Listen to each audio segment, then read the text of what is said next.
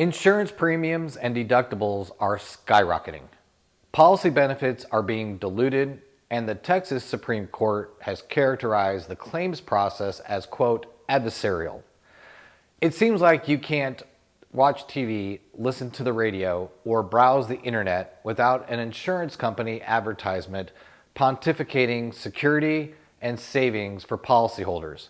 In reality, when disaster strikes, many insurance companies delay paying claims to help themselves financially by deploying effective and often legal strategies designed to frustrate property owners and lead the policyholder to concede to a grossly undervalued settlement long after the damage is done.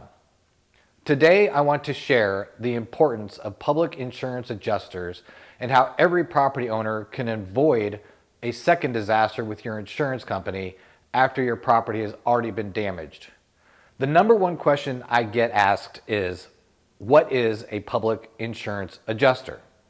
A public insurance adjuster is essentially a private insurance adjuster licensed by the State Department of Insurance who works solely on the behalf of a policyholder, not an insurance company.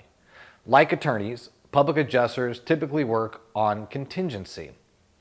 Policyholders need to be aware that when you're paying your premium to your insurance company, you're considered an asset. However, when you have a claim for damages, you become a liability for an insurance company. Insurance companies have adjusters who represent their interests and manage their liabilities. It's their job. Policyholders need to be aware that they carry the burden of proving their claim to an insurance company.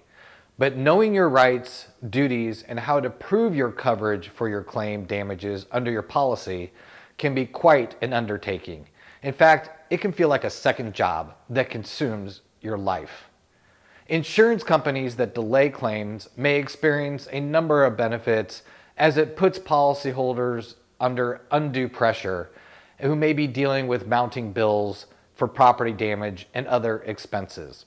These policyholders may feel forced to accept a lower settlement for cents on the dollar instead of continuing to negotiate with insurance companies for an extended period.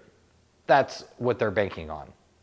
We believe that all parties to an insurance policy need to comply with the terms of the contracts and report, evaluate, and assess all claims in good faith and in a timely fashion. In fact, not only do we expect that of insurance companies, we demand it. A policyholder doesn't need a public adjuster on every claim.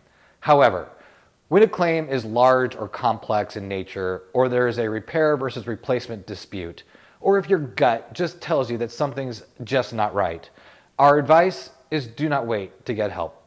A policyholder who doesn't have representation puts themselves in a position that's similar to having the IRS prepare your tax return.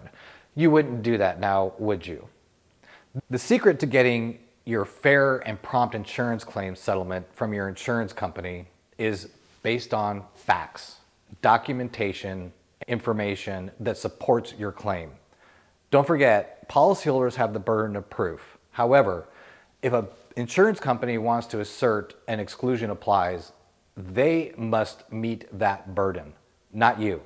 So don't be afraid to ask questions.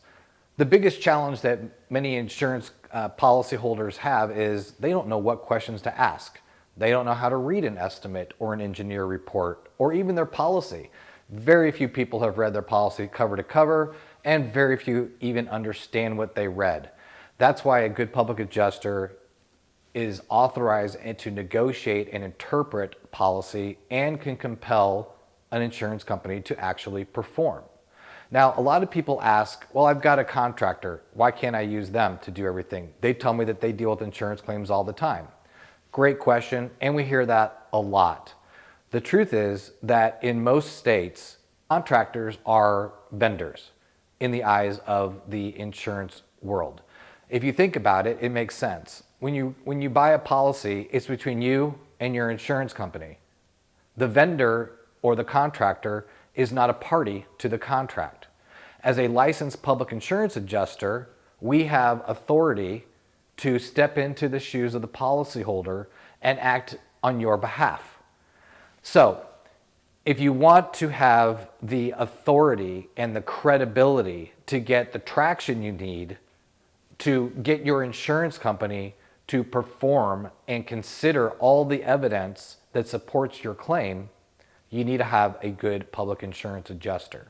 Now, a lot of people ask, well, why don't I just sue? Well, you can. There's no one to stop you. My advice, though, is this. You need to know that a lawsuit can be very stressful. It can take a lot of time. Most insurance attorneys charge in the neighborhood of 40%. Now, we charge in the neighborhood of 10%.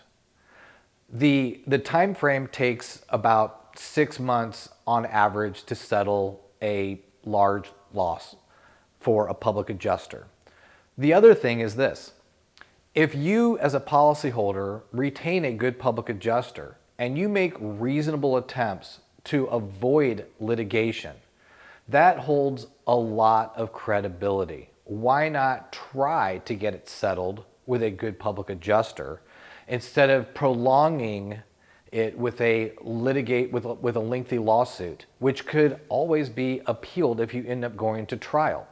Now, I'm not trying to say don't hire an attorney. Absolutely not. But what I am saying is make the best reasonable effort that you possibly can on your own or with a licensed professional public adjuster that lays out all the background of events, the facts, the damages, an estimate, a proof of loss, a demand for payment, your own expert engineer reports, et cetera, et cetera. In other words, level the playing field so that most of the time, a good 90% of our claims settle without going to litigation. So our advice is do what you can to avoid unnecessary litigation. In fact, our MO is avoid it like the plague if you can.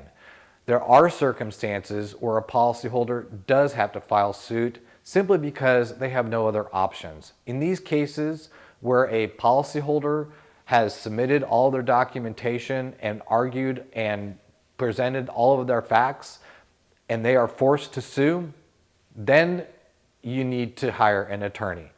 That is why there are bad faith laws that almost every state puts in place to avoid insurance companies from taking advantage of consumers and policyholders like you.